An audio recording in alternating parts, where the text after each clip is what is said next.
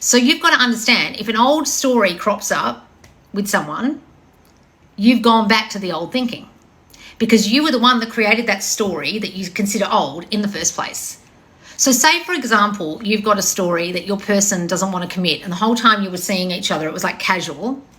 You had this story that they didn't want to commit, and you're not quite sure where you got that story from, and then they could have even have said it, like, I'm not interested in a serious relationship. And then you think, oh my God, he's not. Well, you've got to understand, for them to say that, you must have first thought something that sounded like that in your subconscious mind. Either they don't want me, I'm not good enough, they're a player, they like this kind of girl and I'm not like that kind of girl. Whatever it is, made that thing come out of their mouth. So you've got to understand what comes out of their mouth came out of your brain first, even if you don't know it was in there subconsciously.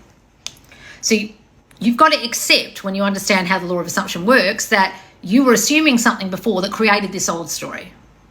And that old story is something you can change when you change the assumption about it.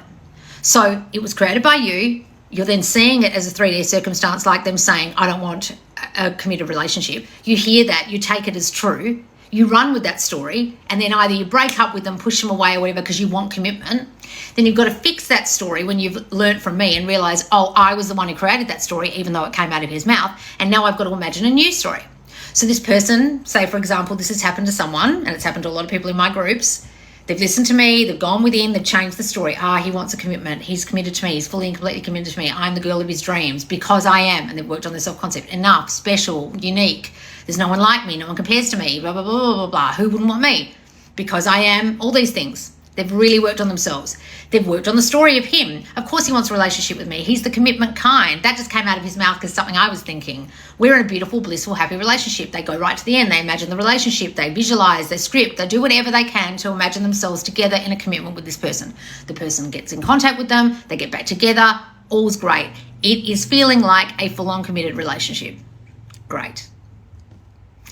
Sometimes then you get complacent. You think, oh, it's all great. Now, if you go and watch my success story about John Johnson, he got complacent. He got his person back, got engaged, got married, then got divorce papers from her because he went backwards to the old story of himself, herself, and their relationship.